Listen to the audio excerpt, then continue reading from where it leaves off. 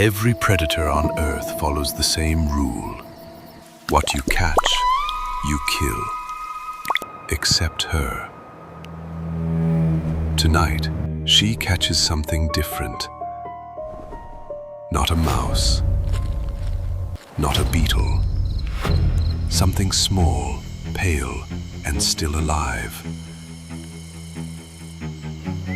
And instead of killing it, she carries it home. To her children.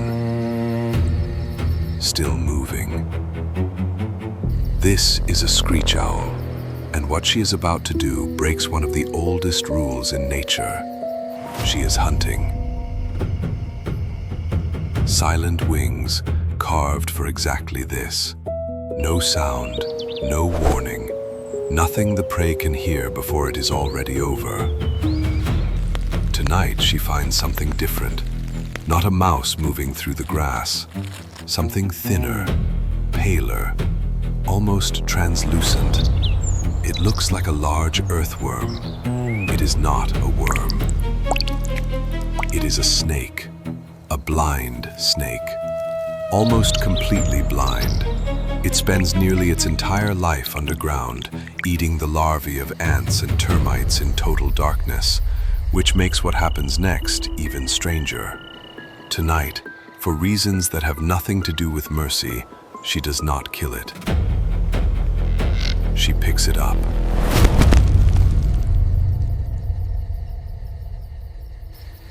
And she carries it back to the nest, alive. Every other animal she has ever hunted arrives at the nest already dead. Mice, beetles, moths. She kills first, always. Except for this one species. No one understood why she spared only this snake. Until scientists opened the nest.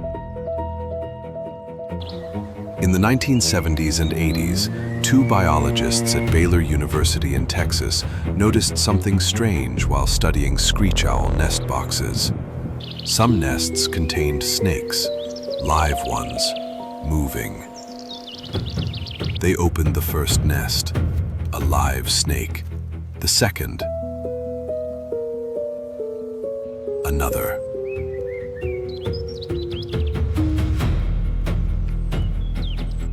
By the time they finished checking 70 nest boxes, 14 contained live blind snakes. Some held one. Some held as many as 15. Were these failed kills? Prey the owls had simply lost track of? What they found changed everything. She arrives at the nest. Inside, 3 chicks press against each other, eyes barely open, demanding food the way every owl chick on Earth demands food. She does not feed the snake to them.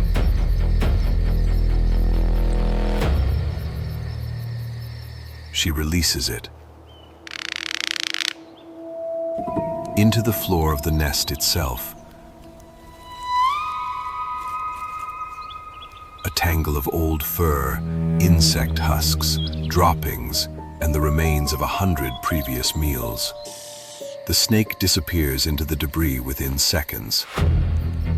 It is built for exactly this.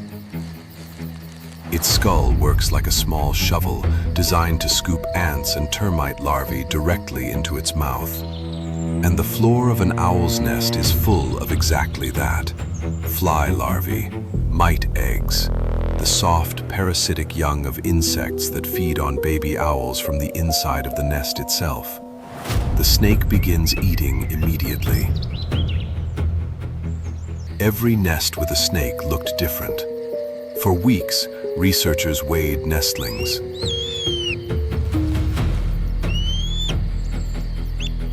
They counted parasites.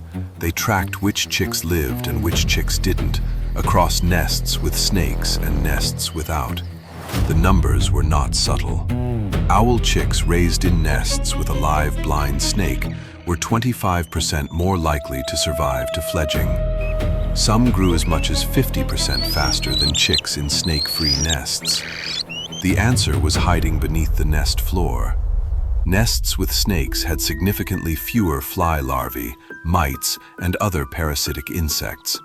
Insects that, left unchecked, can kill nearly a third of all screech owl chicks in a given season. The snake was not a failed meal.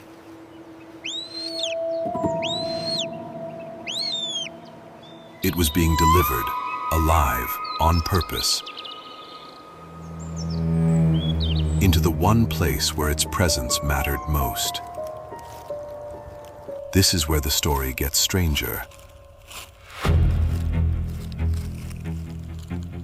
The blind snake does not appear to benefit from any of this in the way the owl does. It does not reproduce more.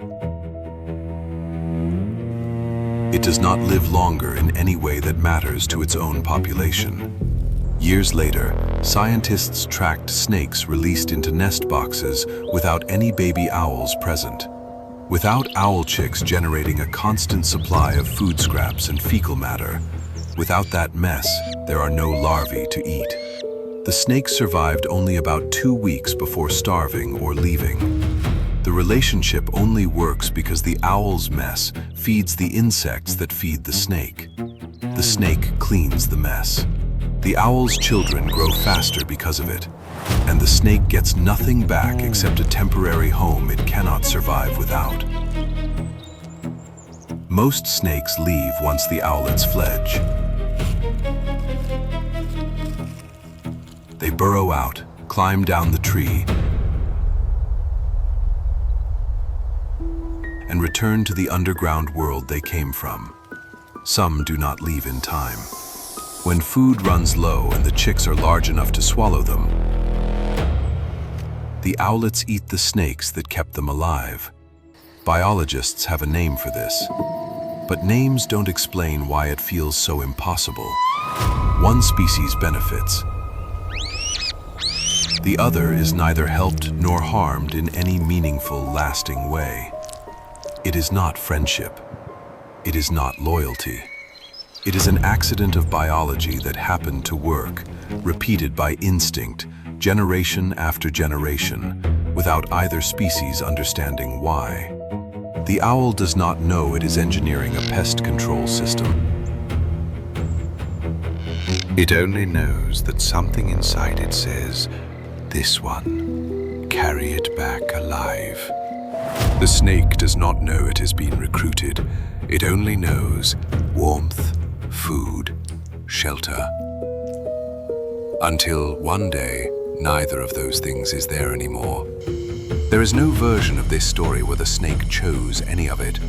It was caught, carried somewhere it never asked to go.